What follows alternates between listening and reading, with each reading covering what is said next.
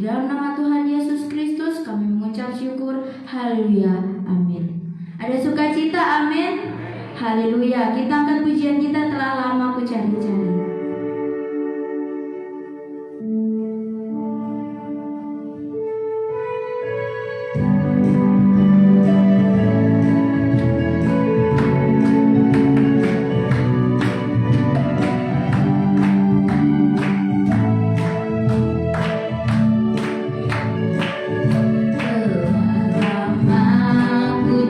Cari langkah hidup yang lebih pasti, hidup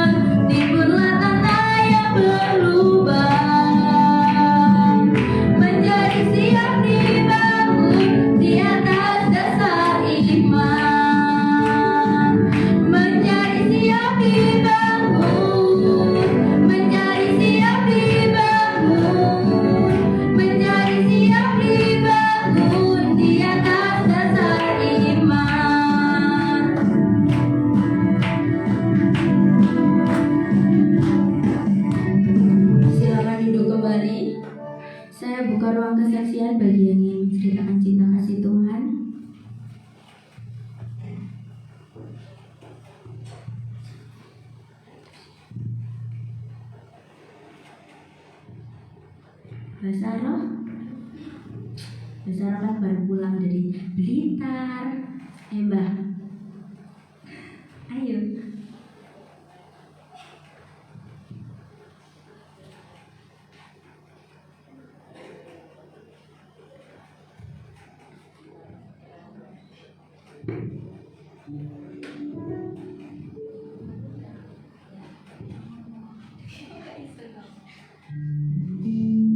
Selamat pagi Bapak Ibu, saudara-saudara semua ini. Kami mengucapkan selamat hari Natal tahun 2000 sampai 2001. Kami sudah menikmati ya Tuhan sepanjang hidupku. Kami bersyukur pada Tuhan. Kami pulang dari Blitar itu sudah di sana sudah 3 bulan. Saya itu mau disebut anak saya itu saya tidak dibilang tidak apa-apa. Saya kok kejutan lagi, saya nangis terus. Terus saya itu dari pulang ke gereja itu ada mobil, ada apa, tidak mengira ya anak saya itu datang. Saya menangis susah, terus saya itu tidak siap apa-apa. Rencananya akhir bulan itu dijemput. Tuhan, terima kasih. Kami bersyukur pada Tuhan. Tuhan telah melindungi saya sepanjang hidupku ya Tuhan. Tuhan, saya diberi keselamatan panjang umurku ya Tuhan. Tuhan menjawab doaku ya Tuhan. Terima kasih Tuhan, kami sedih kesaksian ini.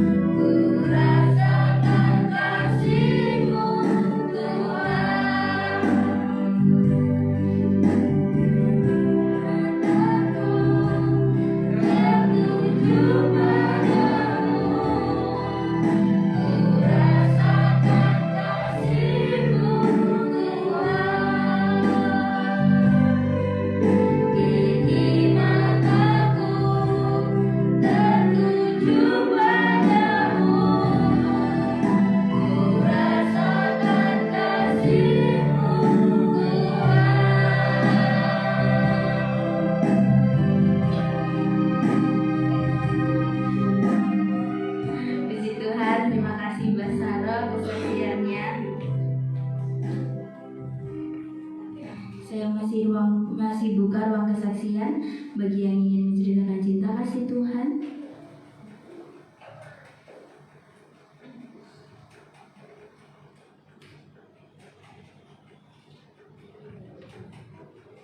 Baik, kalau tidak ada, saya tutup ruang kesaksian. Kita akan mendengarkan firman Tuhan. Sebelumnya kita angkat pujian kita akan menyembah. Kita angkat pujian kita, diam di hadirat-Mu.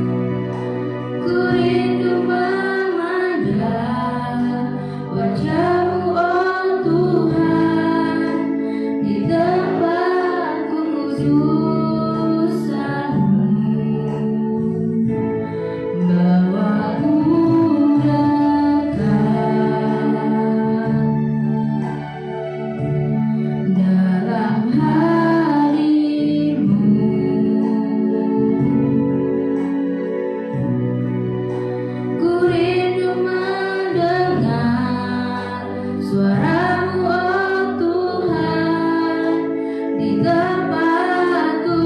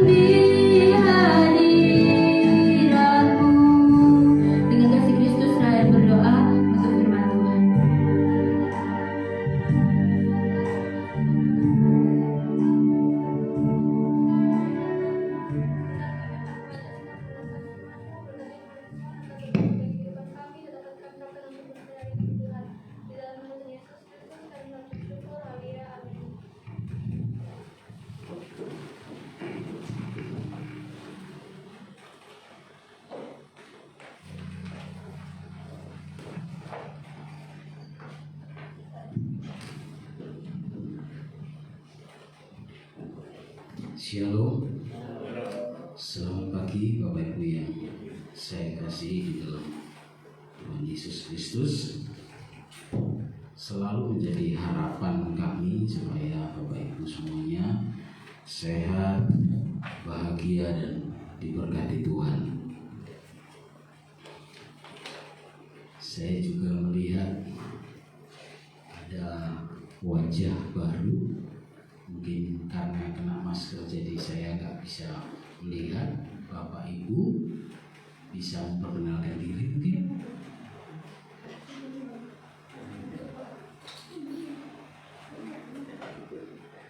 Selamat Pagi.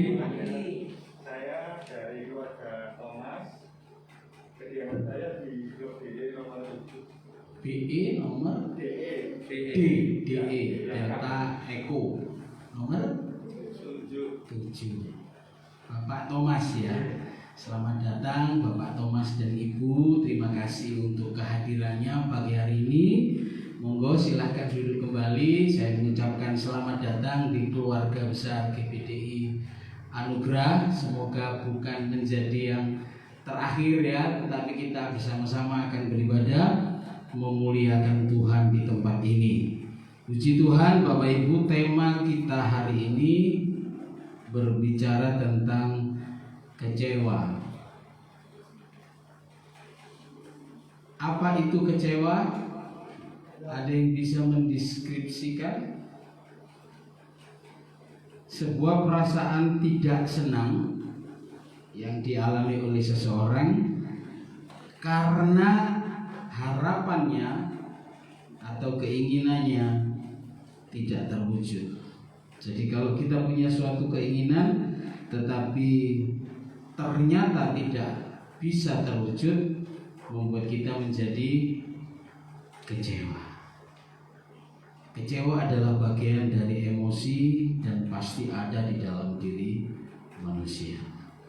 Sama seperti senang, marah, gembira, bersedih dan seterusnya. Itu adalah bagian dari emosi dan pasti ada di dalam hidup kita. Ada di sini yang tidak pernah merasa kecewa? Kecewa sama pasangannya, sama suami, sama istri, kecewa sama anaknya, kecewa sama pacarnya, bahkan kecewa sama Tuhan. Ada yang tidak pernah kecewa? Teo tidak pernah kecewa? Semua orang pasti pernah mengalami kecewa. Dan mungkin hari ini Anda sedang merasa kecewa karena apa yang Anda harapkan tidak terjadi. Nah, kita belajar untuk mengelola rasa kecewa. Sebagaimana kita perlu mengelola rasa marah, kita juga perlu mengelola rasa kecewa. Mengapa orang bisa kecewa? Karena harapan yang dia taruh tidak tersampaikan, tidak kesampaian gitu ya. Contohnya, kita bisa membuka di dalam Injil, di sana kita menemukan murid-murid Yesus ketika Yesus mati, mereka kecewa. Kenapa? Bangsa Israel dijajah oleh bangsa Romawi. Kedatangan Mesias itu sudah dinubuatkan jauh sebelum hal itu terjadi, sehingga pemahaman mereka tentang Mesias itu adalah seseorang yang akan menjadi juru selamat, melepaskan bangsa ini, bangsa Israel, dari penjajahan bangsa Romawi. Ketika Yesus mengadakan begitu banyak mukjizat, mereka menaruh harapan yang sangat besar terhadap Yesus. Wah, ini pas, ini orang yang tepat membebaskan bangsa Israel dari penjajahan Romawi dan kita menjadi bangsa yang merdeka. Tetapi ketika Yesus ditangkap lalu mati dengan cara yang sangat mengenaskan, mereka kehilangan pengharapan. Murid-murid kehilangan pengharapan. Mereka sembunyi, mereka mengunci diri di kamar dan tidak keluar dari manapun. Selain takut, mereka juga kecewa. Pengharapan mereka buyar. Ya, pengharapan mereka benar-benar selesai. Jadi ketika mereka melihat Yesus ditangkap lalu disalib, Alkitab mengatakan mereka tercerai-berai. Harapan mereka lenyap. Lalu kita bisa melihat juga di dalam Injil Matius pasal 11, di sana ada seorang yang bernama Yohanes Pembaptis. Kita baca aja, ini menarik. Kita tahu siapa Yohanes Pembaptis. Selain dia adalah sepupu dari Tuhan Yesus, anak dari Elisabet, Yohanes Pembaptis juga adalah seorang pionir kedatangan Tuhan.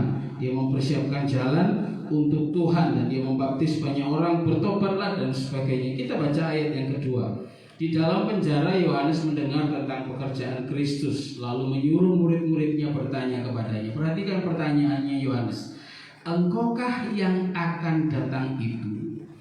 Atau haruskah kami menantikan orang lain? Mengapa Yohanes sampai muncul pertanyaan seperti ini? Di dalam pikiran Yohanes mungkin ya, aku ini sudah membuka jalan untuk Kristus. Ekspektasinya adalah kelepasan, kebebasan. Tapi apa yang terjadi? Dia masuk penjara. Benarkah ini orang yang dinubuatkan oleh firman Tuhan yang akan menjadi pembebas bangsa Israel? Kecewa di dalam hatinya dan dia bertanya, engkaukah ini? Ataukah kami harus menunggu orang lain lagi? Mesias yang lain lagi? Yesus berkata, pergilah dan katakanlah kepada Yohanes apa yang kamu dengar dan kamu lihat. Orang buta melihat, orang lumpuh berjalan, orang kusta menjadi tahir, dan seterusnya dan seterusnya. Dan ayat ini diakhiri perkataan Yesus dengan kalimat ayat yang ke-6, Matius 11 ayat yang ke-6. Dan berbahagialah orang yang tidak menjadi kecewa dan menolak aku. Bapak Ibu, rasa kecewa kalau tidak dikelola akan menjadi sesuatu yang sangat berbahaya. Banyak sekali tokoh di Alkitab yang kemudian mengeksekusi kecewanya dengan cara yang sangat keliru. Ya, sangat keliru, dan itu berbahaya bagi dirinya sendiri. Karena itu kita perlu mengelola, mengatur, manajemen rasa kecewa kita. Kalau kita membaca kitab Kejadian pasal yang ke-4, coba dibuka itu. Kejadian 4 ayat yang ke-6 dan 7.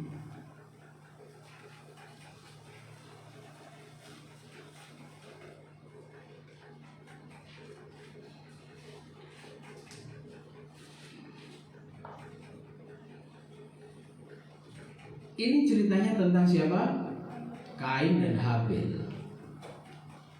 Dua bersaudara yang tumbuh bersama-sama, kemudian karena pengajaran dari bapaknya, mereka pun mempersembahkan korban kepada Tuhan sebagai korban bakaran. Ekspektasi atau harapan dari Kain adalah persembahannya diterima. Tapi apa yang terjadi? Ayat 4. Habil juga mempersembahkan korban persembahan dari anak sulung kambing dombanya, yakni lemah-lemahnya. Maka Tuhan mengindahkan Habil dan korban persembahannya, tetapi Kain dan korban persembahannya tidak diindahkannya. Lalu hati Kain menjadi sangat panas dan mukanya muram. Kain kecewa berat. Loh, kok malah persembahan adikku yang diterima? Kok persembahanku tidak diindahkan? Bahasa lain, kalimat lain yang identik dengan diindahkannya itu apa? Tahu enggak? Apa? Diterima. Ini bukan sekedar tidak diterima. Persembahan Kain itu tidak diindahkan. Gak direken bahasa Jawanya. Gak dipedulikan sama Tuhan. Hatinya panas, dia kecewa, dia menaruh harapan yang tinggi. Harusnya saya yang diterima, anak sulung. Saya anak sulung, saya pertama lahir.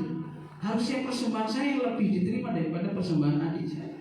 Tapi bahkan Tuhan tidak mengindahkan tidak mengelokkan, gak ngereken karena tidak indah persembahannya Kain. Lalu dia menjadi kecewa. Dari rasa kecewa itu muncul rasa sakit hati. Dari rasa sakit hati itu muncul keinginan jahat. Sehingga firman Tuhan berkata, mengapa hatimu panas dan mukamu muram? Apakah kamu tidak akan berseri jika engkau berbuat baik? Tetapi jika engkau tidak berbuat baik, dosa sudah mengintip di depan pintu, ia sangat menggoda engkau, tetapi engkau harus berkuasa atasnya. Ini keinginan Tuhan. Tuhan mau kita mengelola rasa kecewa kita supaya jangan kita jatuh dalam dosa. Kekecewaan yang dibiarkan liar di dalam pikiran dan hati kita menumbuhkan dosa, mengakibatkan dosa. Apakah teguran Tuhan membuat Kain bertobat, berhenti dari panas hatinya? Ternyata tidak. Karena ayat yang ke-8, dia mengeksekusi kekecewaannya. Dengan cara apa? Membunuh Habil. Dosa kemudian masuk dalam hidup. Kenapa?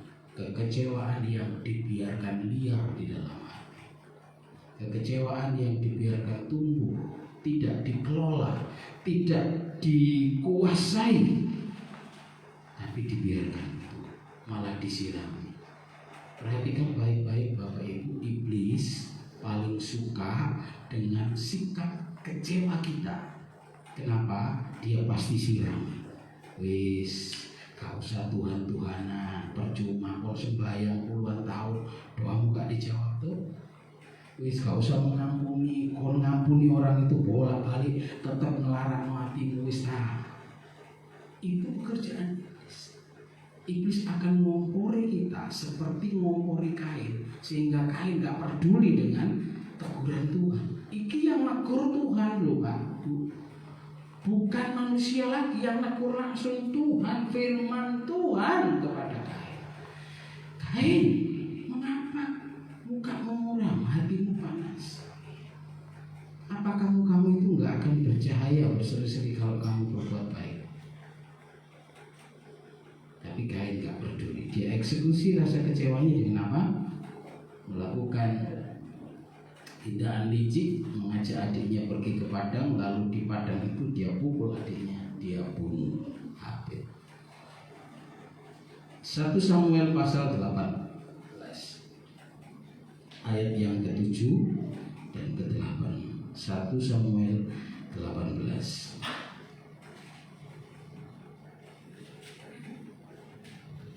Dan perempuan yang menari-nari itu menyanyi berbalas-balasan, katanya, Saul mengalahkan beribu-ribu musuh, tetapi Daud berlaksa-laksa. Lalu bangkitlah amarah Saul dengan sangat, dan perkataan itu menyebalkan hatinya, sebab pikirnya, kepada Daud diperhitungkan mereka berlaksa-laksa, tetapi kepada aku diperhitungkannya beribu-ribu. Akhir-akhirnya jabatan raja itu pun jatuh kepadanya. Saul kecewa terhadap Daud. Sebenarnya bukan Daud yang dia kecewakan, tetapi perempuan-perempuan yang menari-nari menyambut kepulangan mereka dari medan perang. Mereka menang, tetapi yang berkontribusi paling besar dalam kemenangan peperangan itu adalah Daud. Orang tahu. Lalu wanita-wanita ini menari-nari menyambut kepulangan para tentara ini dengan menyanyi berbalas-balasan. Saul membunuh beribu-ribu, Daud membunuh berlaksa-laksa. Dia kecewa, dan dia membiarkan kecewanya itu liar di dalam dirinya, dalam pikirannya, menjadi sakit hati. Lalu apa yang terjadi? Kita melihat, kita membaca kisah daripada Saul ini. Berulang kali Saul berusaha untuk membunuh Daud. Rasa kecewa yang dibiarkan tumbuh membuat orang itu tidak mengalami damai sejahtera. Yang berkuasa di dalam hatinya adalah rasa marah, rasa benci, rasa dendam yang membuat dia ingin membunuh. Sampai Daud dikejar-kejar, sampai mereka tiba di Gua Adullam. Dalam kesempatan itu Daud bisa saja membunuh Saul, tapi dia tidak melakukannya. Begitupun Saul tidak pernah bertobat. Akhir hidup Saul sangat mengenaskan. Malah dia kemudian menjadi seorang yang melukai hati Tuhan dengan pergi ke dukun, dengan pergi ke pecana, melihat untuk mencari rohnya Samuel. Dia sudah berdosa kepada Tuhan. Kecewa yang dibiarkan tumbuh liar di dalam hati menyebabkan dosa berkuasa di dalam hati. Kita bisa punya rasa kecewa, kita punya potensi kecewa, tapi kecewa itu harus kita kelola. Satu contoh lagi di dalam 1 Raja-Raja pasal yang ke-21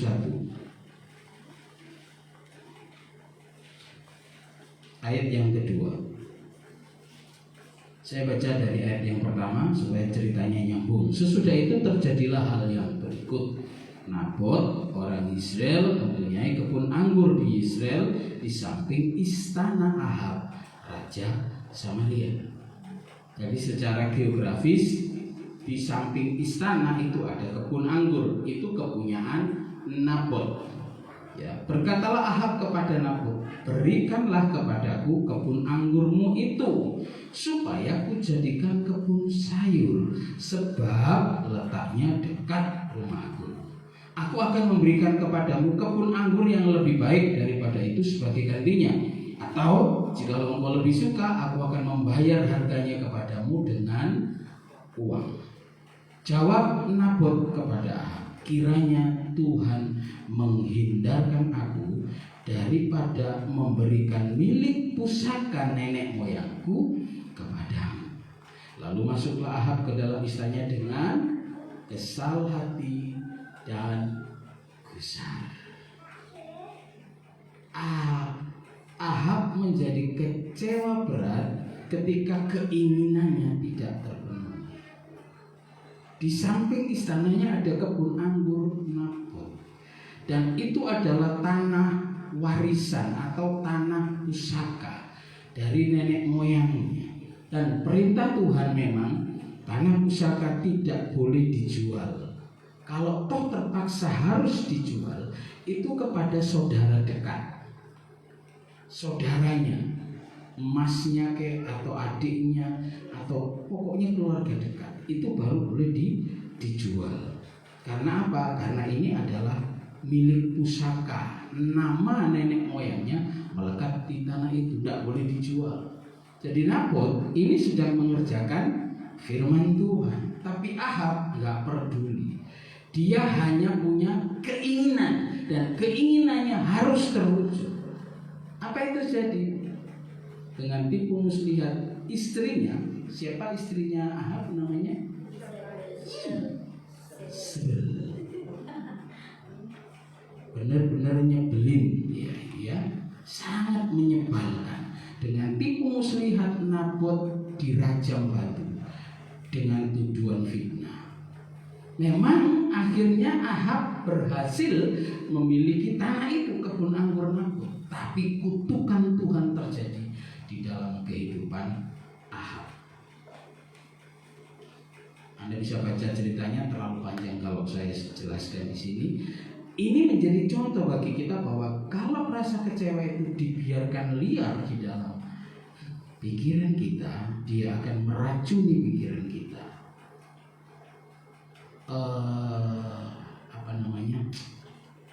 Cara kerja iblis dalam Yohanes 10 ayat 10 itu apa? Mencuri, membunuh, membinasakan. Tujuan iblis membinasakan kita supaya kita tidak punya hak waris terhadap surga. Caranya bagaimana? Dia curi. Apa yang dia curi? Iman kita, damai sejahtera kita, firman Tuhan yang ada di dalam kita diambil, dicuri semua. Sehingga kita tidak punya firman. Kecewa. Ahab juga dia menjadi kecewa, lalu melakukan sesuatu yang berdosa. Kain menjadi kecewa, lalu melakukan sesuatu yang berdosa. Rasa kecewa yang tidak dikelola dengan baik juga bisa membuat mukjizat tidak terjadi dalam hidup kita. Itu kita bisa kita baca di dalam Injil Matius pasal yang ke-13. Injil Matius 13 ayat 54.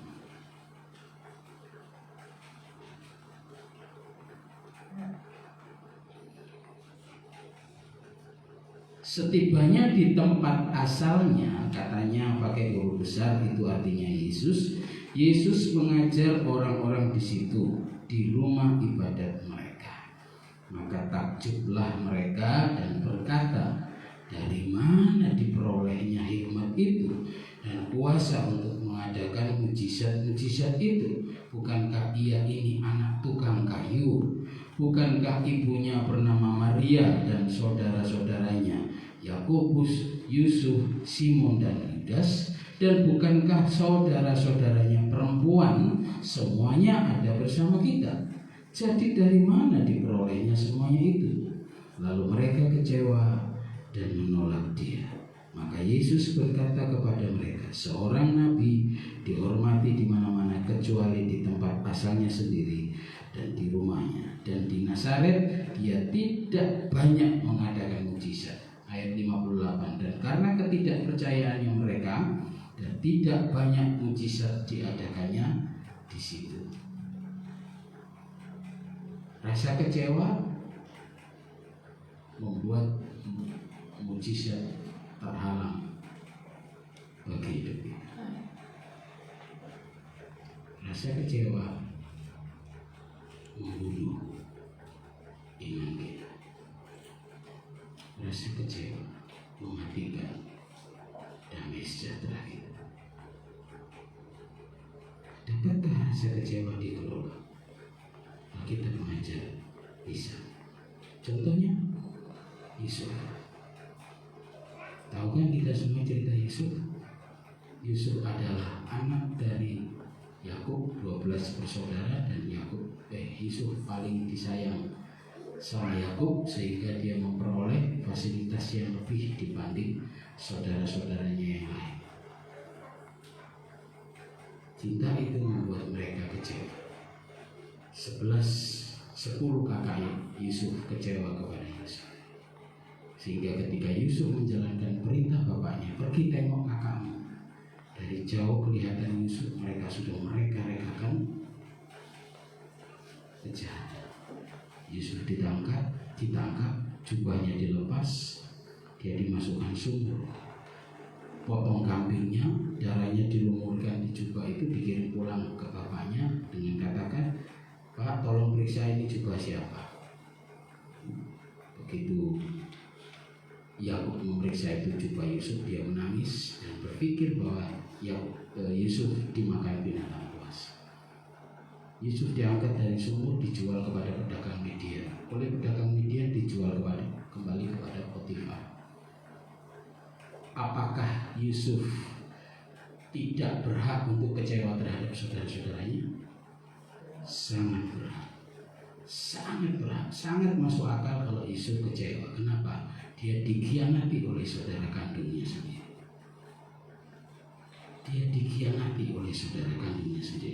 Tapi mari kita baca Kejadian pasal yang ke-50.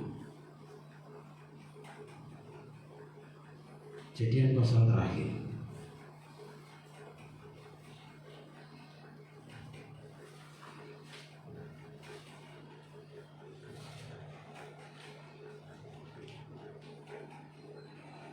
Ayat yang ke-20, ayat yang ke-20. Memang kamu telah mereka-rekakan yang jahat terhadap aku, tetapi Allah telah mereka-rekakannya untuk kebaikan, dengan maksud melakukan seperti yang terjadi sekarang, yakni memelihara hidup suatu bangsa yang besar. Yakub sangat masuk akal kalau dia sakit hati dan kecewa terhadap saudara-saudaranya.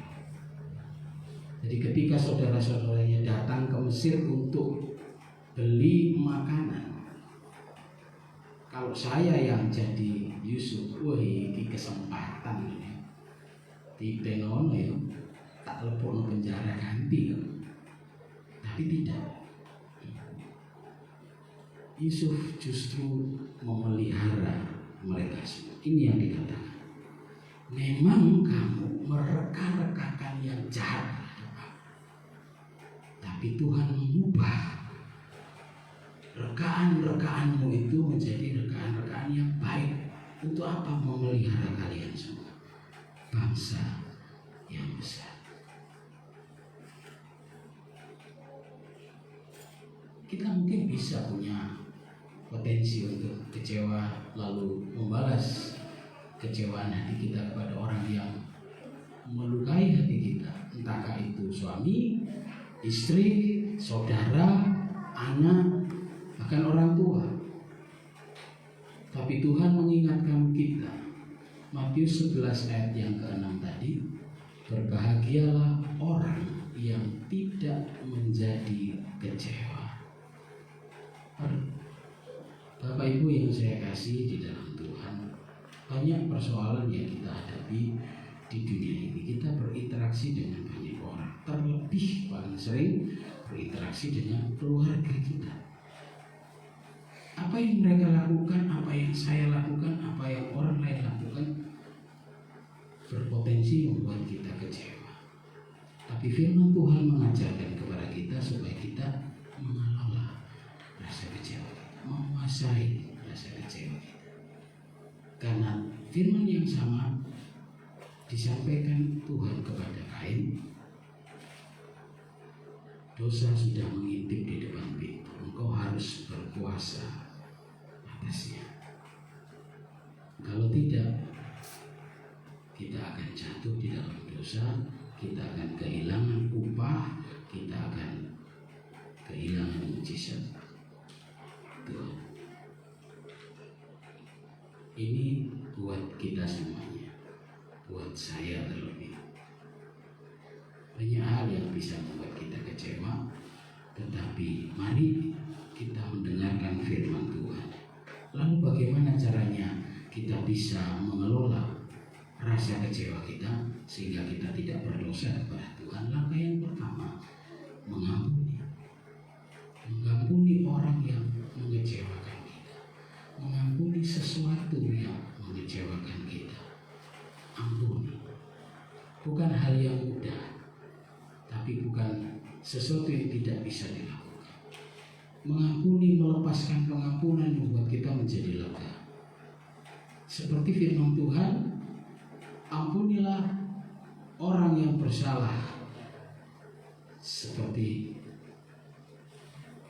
Bapa.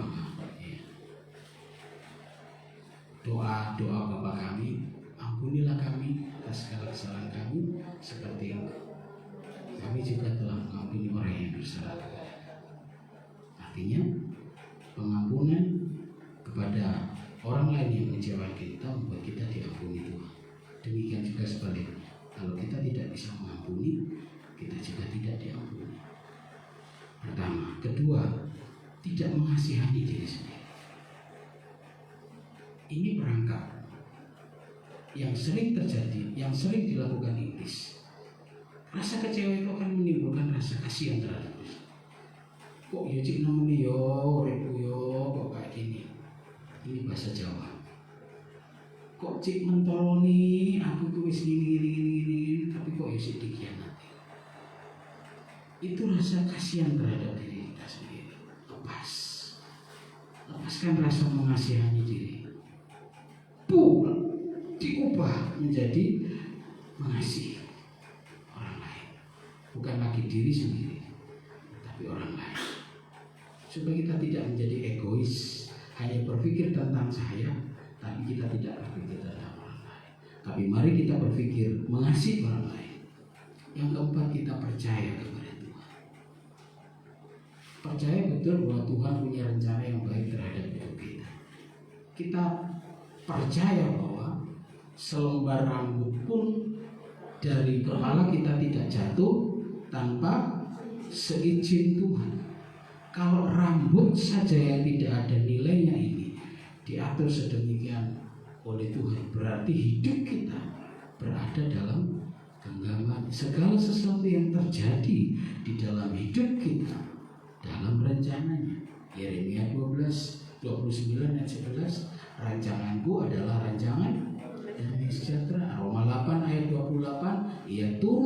bekerja dalam segala sesuatu untuk mendatangkan kebaikan. Semua peristiwa yang kita alami, mungkin itu pahit, mungkin itu sesuatu yang sangat menyakitkan kita, Tuhan izinkan terjadi bukan untuk menghukum, bukan untuk menjebloskan kita kepada jurang maut, tetapi untuk melatih kita. Percaya Tuhan punya rencana yang baik, Tuhan sediakan yang terbaik, Tuhan akan memberikan yang terbaik. Selama hati kita terus terbuka terhadap firman Tuhan, firman Tuhan siap setiap saat untuk memberkati hidup kita. Lepaskan hati yang dipenuhi dengan kecewa. Jangan biarkan dia mengembara di dalam pikiran kita dengan liar, sehingga iblis memakai itu, memanfaatkan itu untuk semakin menjerat kita sehingga kita tidak bisa lepas. Saya tidak tahu apa yang sedang terjadi di dalam pikiran sampai mungkin saat ini Anda sedang kecewa pada seseorang atau kepada sesuatu. Itu bisa pasangan, itu bisa atasan, itu bisa teman, sahabat karib, itu siapa saja, atau sesuatu. Kita mengharapkan sesuatu tetapi tidak seperti yang kita inginkan. Bahkan kita menjadi kecewa kepada Tuhan karena sudah lama minta, sudah lama berdoa, Tuhan saya mau sembuh, tapi sampai sekarang tidak sembuh. Lalu kita berkata berarti Tuhan tidak maha kuasa, Tuhan tidak bisa menyembuhkan saya.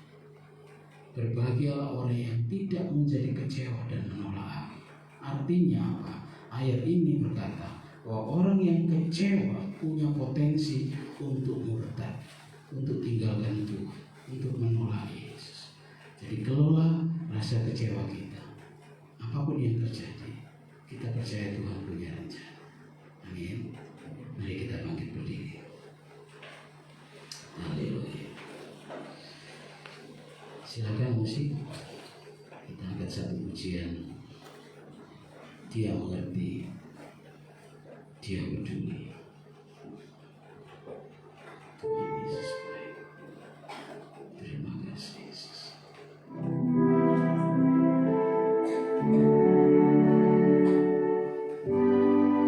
Terkadang kita merasa tak ada jalan terbuka, tak ada lagi waktu, terlambat sudah. Tuhan pernah berdusta, Dia selalu akan janjinya bagi orang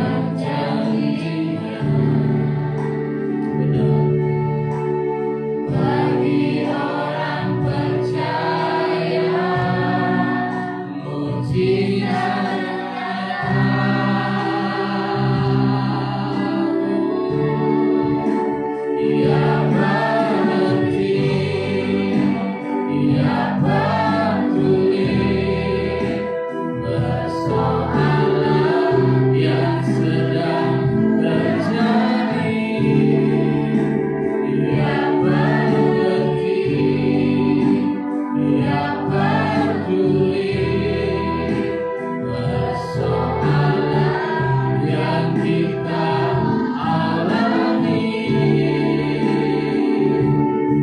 Namun satu yang dia minta agar kita percaya, sampai mujizat menjadi nyata. Dia mengerti, dia peduli persoalan yang sedang terjadi, dan dia mengerti.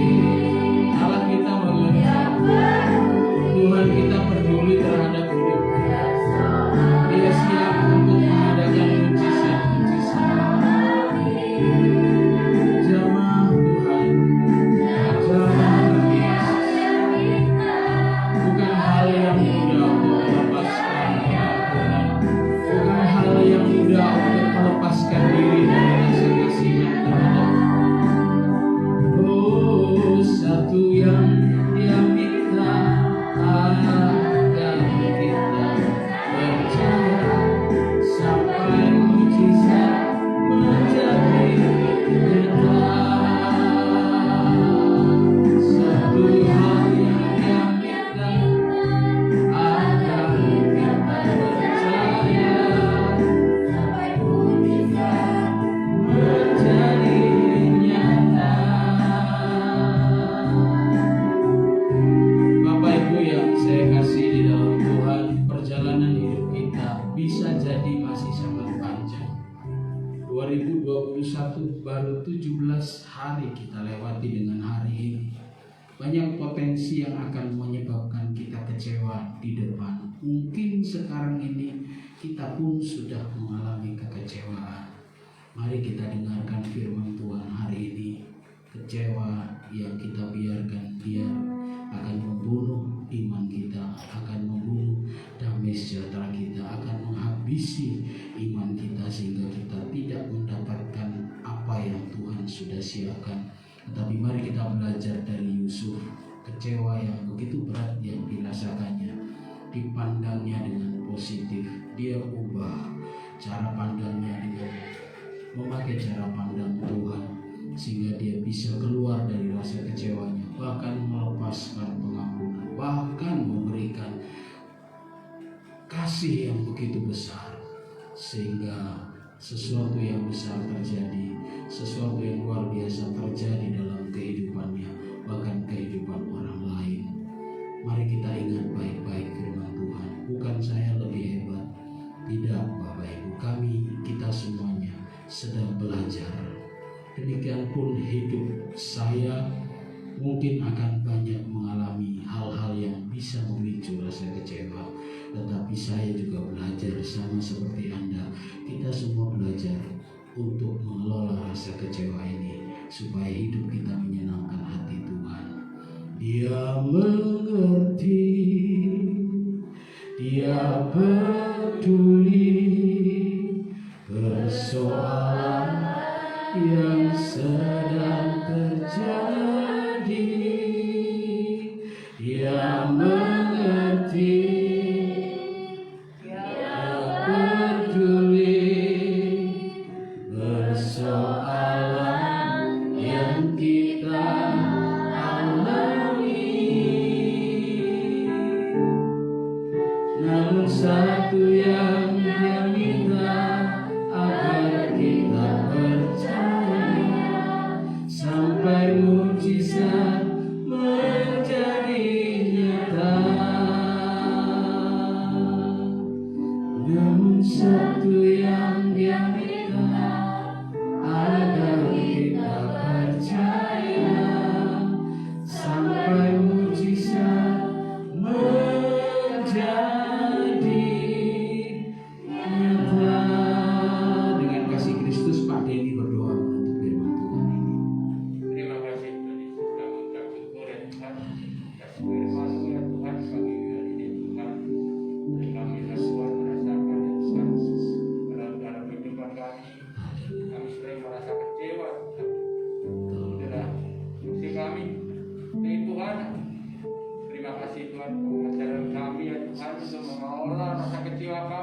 kami berlarut-larut ya Tuhan.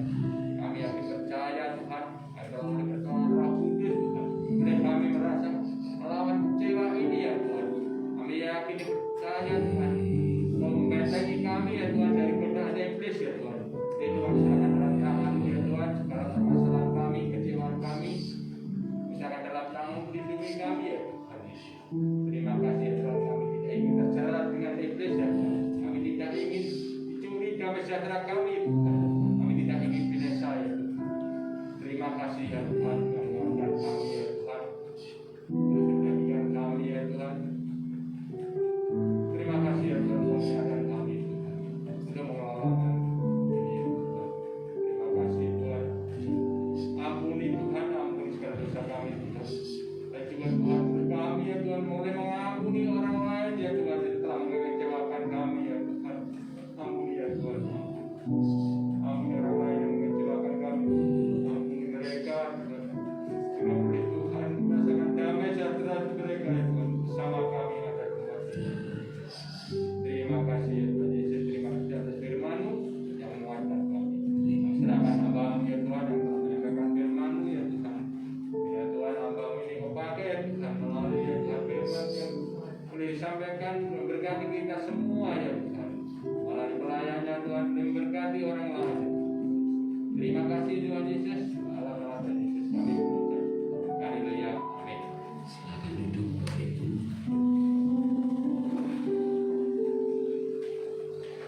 Saya mengucapkan selamat ulang tahun untuk Pak Lukas. Hari ini beliau tidak hadir. Panjang umur dan sehat terus diberkati Tuhan dalam damai dan sukacita yang berlimpah. Pengumuman gereja hari Sabtu seperti biasa kita mulai pelayanan sepanjang hari dengan doa puasa, lalu dilanjut dengan ibadah anak Sabtu ceria, lalu dilanjut dengan pra remaja dan diakhiri dengan ibadah pemuda remaja. Itu pelayanan satu hari di hari yang Sabtu, dan hari Minggu depan kita akan kembali beribadah dengan WL dilayani oleh Gloria dan singernya Jojo dan Theo. Bisa ya? Ya, puji Tuhan, itu saja yang bisa saya sampaikan. Dan saya juga umumkan, Bapak Ibu terima kasih, Bapak Ibu yang sudah banyak membantu pembangunan perluasan gedung ibadah, ruang ibadah kita ini sudah mencapai tahap yang selesai, cukup dananya dan tinggal menaikkan daya dan membeli AC, sudah ada dananya Bapak Ibu ya. Dan kemarin beberapa hari yang lalu saya mencoba telepon PLN untuk tambah daya, ternyata banyak sekali apa yang namanya ya, ribet. Dia minta status rumah dan izin dari pemilik rumah, karena saya berusaha jujur, saya katakan memang ini bukan rumah kami ya. Terus dia minta surat kuasa dari pemilik rumah, bla bla bla bla.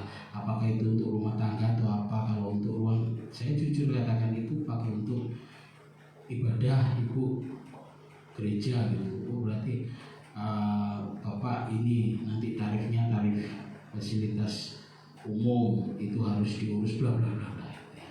Jadi doakan Bapak Ibu, mungkin saya lebih mudah menggunakan jalur rumah tangga dan harus saya akui rumah ini milik saya supaya prosesnya lebih mudah begitu ya, tidak ribet. Karena perusahaan Pak Junaidi juga cukup jauh rumahnya ya, itu cukup menyulitkan juga karena waktu ya. Dan doakan supaya semuanya bisa berjalan dengan baik. AC juga dananya sudah siap, tinggal beli, karena kalau listriknya belum dinaikkan, dibeli juga percuma gitu ya, karena tidak bisa dipasang. Sudah 2 AC ini sudah 1.500, sementara daya listrik di rumah ini baru 2.200. Mungkin perlu dinaikkan 2 kali lipat untuk bisa masang AC yang baru dan WL tidak kesumuan di sini ya. Berdoa Bapak Ibu. Tetapi apabila Bapak Ibu masih tergerak untuk memberi dana pembangunan, silakan. Ya, karena ke depan kita memang harus mungkin ya Tuhan izinkan membeli rumah ini, butuh dana, Bapak Ibu, butuh duit ya. Karena pemilik rumah ini pastinya tidak mau hanya dibayar dengan iman ya, tapi juga dibayar dengan uang ya, karena dia beli juga dengan uang. Jadi terus dukung dan doakan, kita nyelengi sama-sama, nyelengi bareng-bareng agar kita punya kekuatan untuk membeli. Dan dalam benak saya ini, ekspektasi saya ya, harapan saya bahwa rumah ini dijebol, jadi kita bisa ibadah menghadap sana panjang 8 tambah 8 16 meter. Ini kan cuma berapa, 12 dari sini tambah dengan 16 meter, wah pasti lebih lega, lebih lapang, bisa mengisi dengan alat musik lengkap dan lain sebagainya. Dan kita akan menjadi lebih bersuka cita dalam beribadah kepada Tuhan. Untuk itu saya mohon dukungan dari jemaat, baik dukungan doa juga dukungan dana, supaya semua yang kita harapkan bisa terjadi. Puji Tuhan, itu yang bisa saya sampaikan. Saya kembalikan kepada worship leader. Tuhan Yesus memberkati.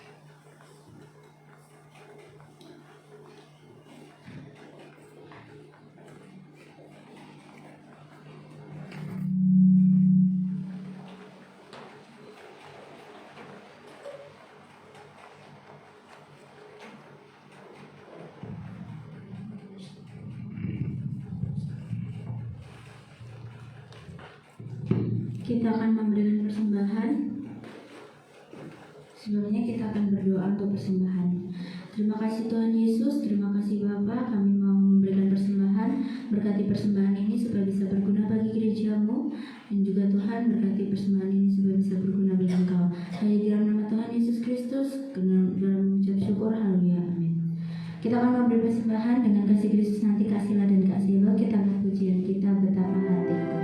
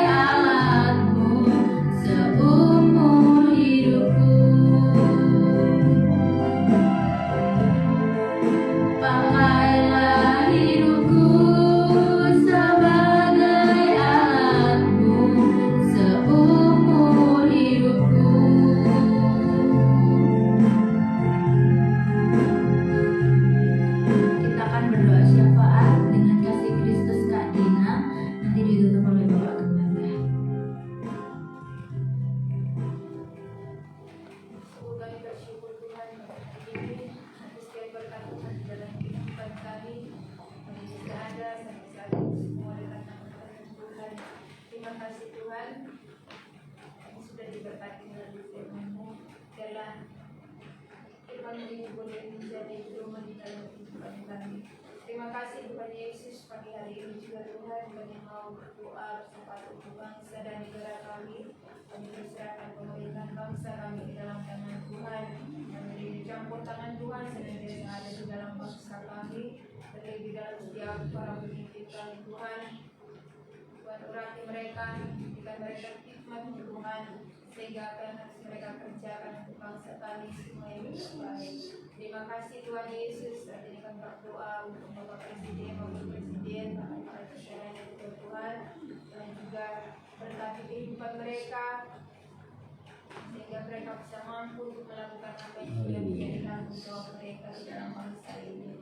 Terima kasih Tuhan, terima kasih kami juga menyerahkan keamanan bangsa kami Tuhan, TNI Polri yang ada, dan juga terus memberkati kehidupan mereka, membuka mereka di dalam segala hal, sehingga mereka bisa mampu untuk melakukan apa yang sudah menjadi tanggung jawab mereka juga.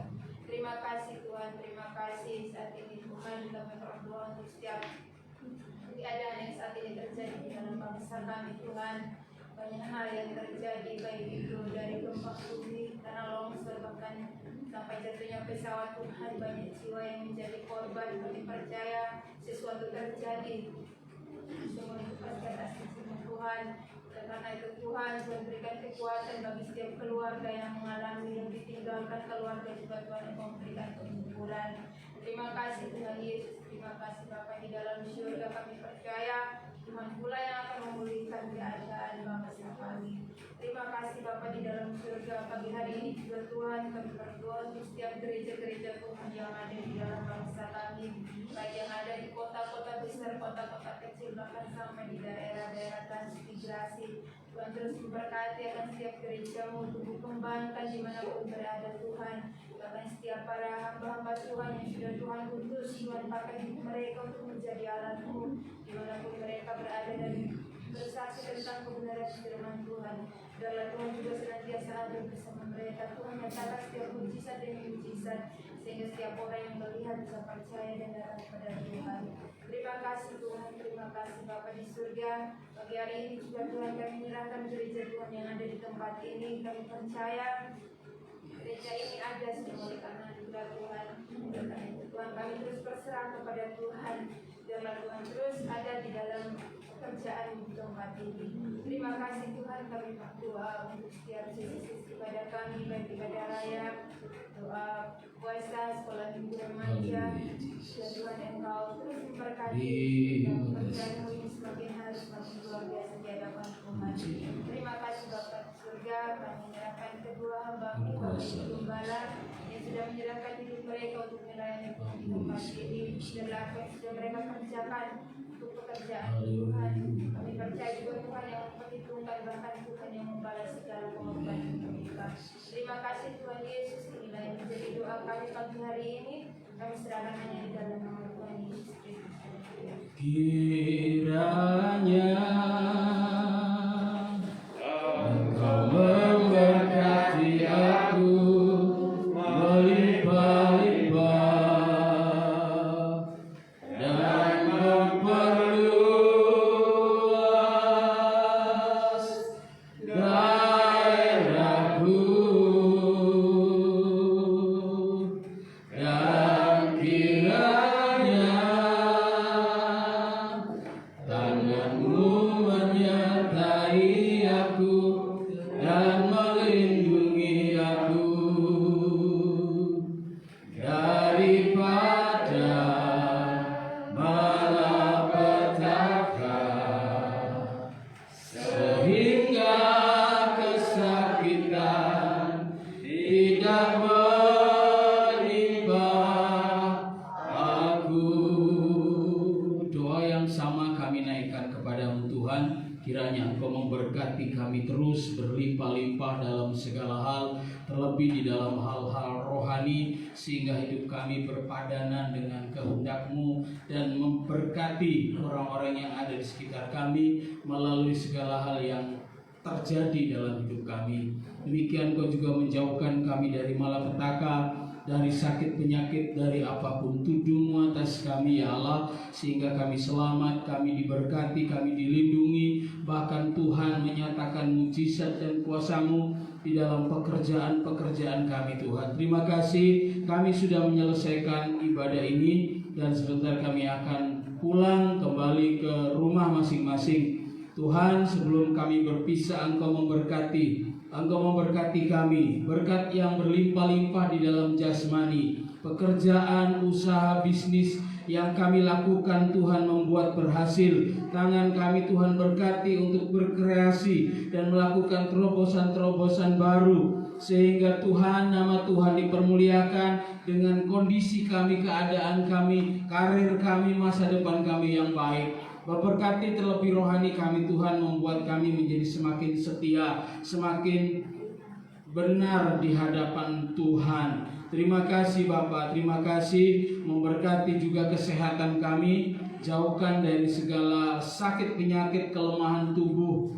Dunia saat ini Tuhan, atmosfer yang kami tinggali saat ini, banyak sekali penyakit, virus corona dengan varian baru, belum lagi DB, tipes, dan banyak penyakit lain yang ada di sekeliling kami. Kami benar-benar membutuhkan perlindungan Tuhan sehingga kami sehat, terutama orang tua kami, para ibu-ibu yang sudah sepuh, bapak yang sudah sepuh. Tuhan memberkati lebih lagi Tuhan dengan daya tahan tubuh yang kuat, beri mereka hati yang penuh sukacita sehingga imunnya semakin meningkat dan tidak ada satupun penyakit yang mengganggu kehidupan kami. Demikian juga Tuhan memberkati keluarga kami, rumah tangga kami. Tuhan berikan damai di dalamnya, Tuhan berikan kerukunan, ketentraman, ketenangan Tuhan, dan Tuhan juga melalui rumah tangga kami memberkati sehingga kami juga bisa menjadi berkat untuk orang lain. Memberkati anak-anak kami Tuhan, kami serahkan mereka adalah generasi-generasi yang akan meneruskan pelayanan di tempat ini, pekerjaan Tuhan. Maka Tuhan persiapkan mereka untuk mereka layak di hadapan Tuhan. Jauhkan mereka dari pergaulan yang buruk, jauhkan mereka dari setiap pengaruh yang ada di sekitar mereka, terlebih melalui gadget mereka. Tuhan jamah, biarlah roh takut akan Tuhan ada di dalam hati mereka sehingga mereka lebih mencari Tuhan daripada hal-hal yang lain. Terima kasih Tuhan, terima kasih. Kiranya Tuhan juga terus menyelamatkan kami, menyelamatkan anak-anak kami, memberikan mereka masa depan yang terbaik.